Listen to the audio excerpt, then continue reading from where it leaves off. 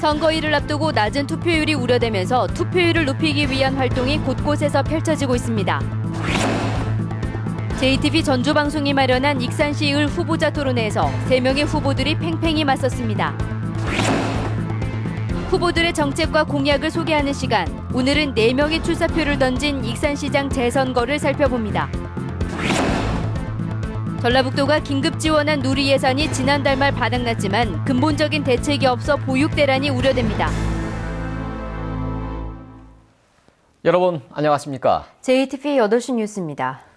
선거일이 다가오고 있지만 유권자들의 불신과 무관심으로 낮은 투표율이 우려되고 있습니다. 투표율을 조금이라도 높이기 위한 활동이 곳곳에서 펼쳐지고 있습니다. 보도에 송창균 기자입니다. 4년 전인 2012년 19대 총선에서 전북 투표율은 53.6%였습니다. 전국 투표율 54.2%보다 낮았습니다. 2008년 18대 총선의 전북 투표율은 47.5%로 최근 10년 동안 치러진 선거에서 가장 낮았습니다. 역대 선거에서 상대적으로 낮은 투표율을 보인 대학생들이 이제는 투표를 통해 권리를 행사하고 자기 몫을 찾자며 나섰습니다. 전북의 12개 대학 총학생회가 주최가 돼 각 학교에서 투표에 참여할 것을 호소했습니다. 그동안 20대들의 투표율이 저조하였기 때문에 정말 청년들을 위한 정책이 하나도 없었다고 생각합니다. 이번 계기로 인해서 이제 투표 격려로 인해 이제 당선되시는 후보자님들께서도 정말 20대들을 위한 그런 정책들을 펼칠 수 있게. 선거관리위원회는 전북 자전거 타기 운동본부 회원들과 함께 투표 참여 캠페인을 벌였습니다. 참정권은 권리이자 의무라며 소중한 한 표를 행사할 것을 당부했습니다. 우리 시민들의 참여와 같은 공감, 이걸 통해서 이번 투표에 많은 시민들이 참여할 수 있도록 하기 위해서 마련하게 된 자리입니다.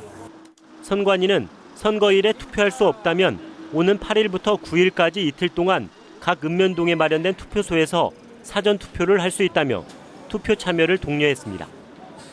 JTBC 뉴스 송창용입니다. JTBC 전주방송이 마련한 특집 총선 후보자 토론회, 오늘은 익산을 편이 진행됐습니다. 3명의 후보들은 경력과 공약, 정책에 차별화를 시도하며 토론 내내 팽팽하게 맞섰습니다. 권대성 기자가 보도합니다. 새누리당 박종길 후보는 야당이 독점해온 정치 지형을 바꾸자며 이제는 바꿔야 합니다. 이런 정치 구도가 바뀌지 않는 한 우리 익산의 미래는 없습니다. 부족한 예산과 호남 인재 홀대론 제가 모두 해결하겠습니다. 더불어민주당 한병도 후보는 정통 야당의 후보임을 강조하면서 전북인들의 애정으로 키워주신 당입니다. 자랑스러운 김대중, 노무현 대통령의 당입니다. 회초리를 쳐주십시오. 정신 차리고 실망시키지 않겠습니다. 국민의당 조배숙 후보는 힘있는 정치인을 주장하면서 지지를 호소했습니다. 힘있는 정치인이 필요합니다. 이번에 여러분들께서 저를 도와주신다면 사선의 국회의원이 됩니다. 사선의 힘으로 익산의 난제를 속 시원하게 해결하겠습니다.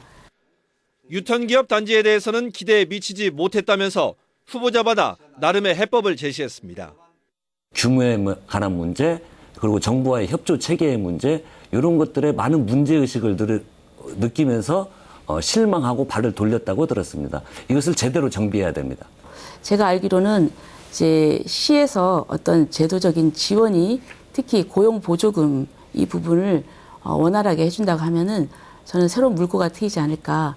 보성만이 가지고 있는 그 특허 사업을 만들어서 시민들이 여기에 따라줘야 되고 많은 그 관광객이 몰려야 되는데 그런 특화된 사업이 없기 때문에. 조배숙 한병도 후보는 한병도 후보가 경선 탈락 뒤 지역구를 바꿔 전략 공천받은 점과 조배숙 후보의 탈당 경력을 두고 팽팽하게 맞섰고, 박정길 후보는 지역 발전에 더딘 책임을 두고 두 야당 후보와 공방을 펼쳤습니다. 3명의 후보자들은 새정치 실천 방안과 관련해 상대 정당의 행태를 서로 비판하면서도 막말과 갑질 정치가 사라져야 한다는 데 공감했습니다. JTBC 뉴스 권대성입니다. JTBC 전주방송이 정책 선거를 유도하기 위해 후보들의 정책과 공약을 소개하는 시간입니다. 오늘은 4명이 출사표를 던진 익산시장 재선거를 살펴봤습니다. 정원익 기자입니다. 원광대 법학전문대학원 교수인 새누리당 최행식 후보는 시민들의 희망의 등불이 되겠다며 지지를 호소했습니다. 핵심 공약은 국가식품 클러스터의 한랄 식품기업 유치, 버스 운행정보 통합 시스템 도입 등입니다. 한랄 식품 기업도 유치하고 그리고 그 밖에 유통기업을 제대로 유치할 수 있는 그런 준비를 하고 있습니다. 익산 국토관리청장을 지낸 더불어민주당 강팔문 후보는 행정과 경영의 전문가로서 익산 경제를 꼭 살리겠다고 주장했습니다. 부채 해결과 기업 유치를 통한 지역경제 활성화, 가족 친화 도시 조성 등을 공약으로 내걸었습니다. 공무원 생활을 마친 후에 경영 CEO로서 경력을 충분히 쌓아갔습니다. 그리고 성공했습니다. 그 성공 스토리를 가지고 익산에서도 전라북도 행정부지사를 지낸 국민의당 정원율 후보는 행정 경험과 든든한 인맥으로 시정 발전을 이끌겠다고 밝혔습니다. 사회적 경제 활성화를 통한 착한 일자리 창출, 농정국 신설과 농업행정수도 건설 등을 약속했습니다. 어르신이나 여성, 장애인 이런 취약계층에 대한 일자리를 최대한 만들기 위해서 사회적 경제 지원 센터를 설립할 계획입니다. 원광대 법학전문대학원 부교수인 무소속 김은진 후보는 깨끗하고 역동적인 새 익산을 만들겠다고 강조했습니다. 핵심 공약은 품목 예고제로 계획 생산, 혁신 5대 행정 추진, 체육 레저시설 조성 등입니다. 농업과 환경 분야에서 오랫동안 활동해왔던 경험으로 익산시를 농업과 환경을 중심으로 해서 뭔가 새롭게 변화를 시켜보기 위해서 나왔습니다. 익산시장 선거는 더민주 강팔문 후보와 국민의당 정원율 후보의 경쟁 속에 부동층의 투표 참여 여부가 변수가 될 것으로 보입니다. JTB 뉴스 정원익입니다.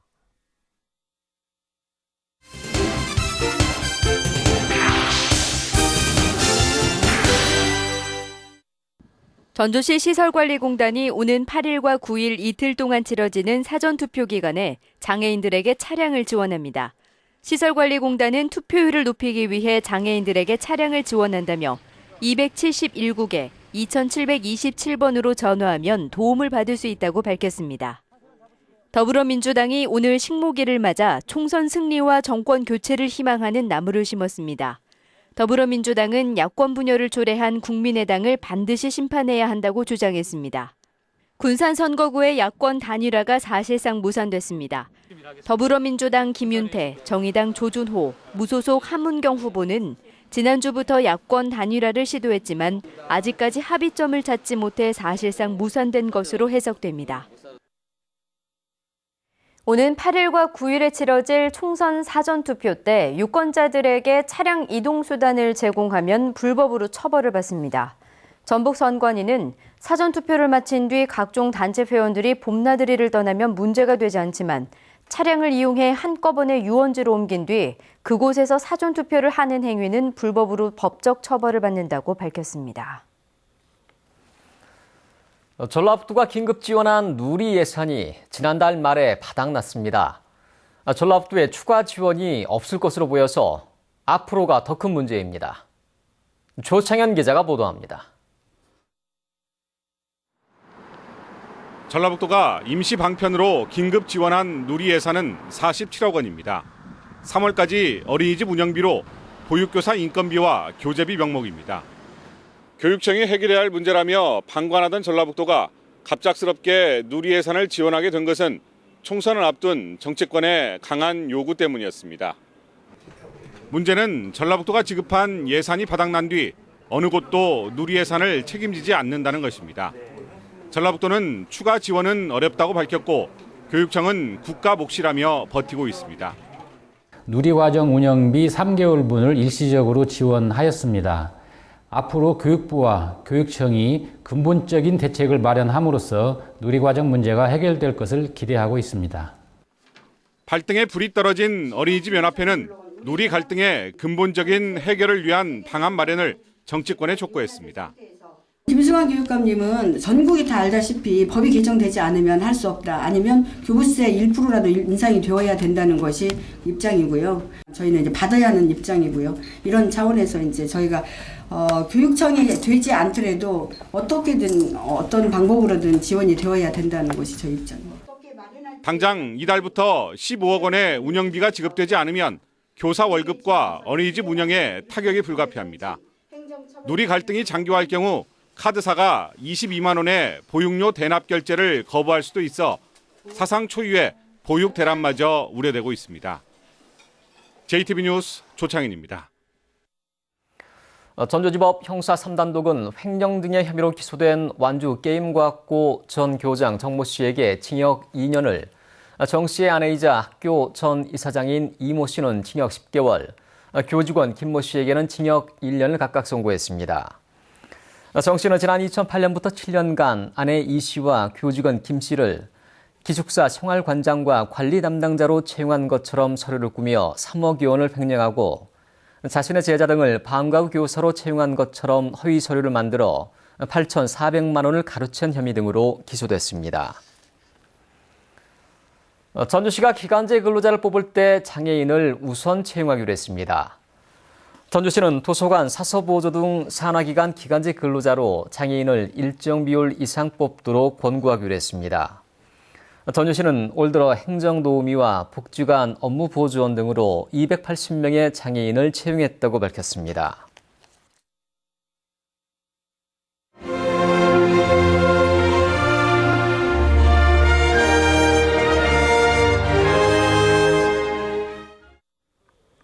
소외계층을 위해 나눔을 실천하는 봉사자들의 이야기를 소개하는 순서입니다.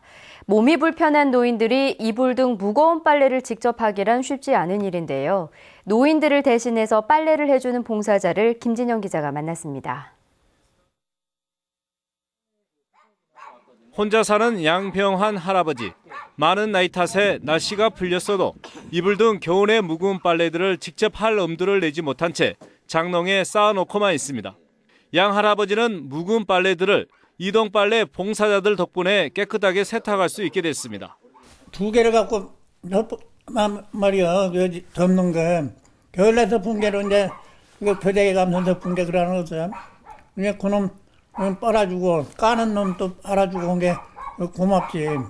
무거운 빨래를 직접 못하는 농촌 지역 노인들을 위해 이동빨래 봉사자들이 찾아가고 있습니다.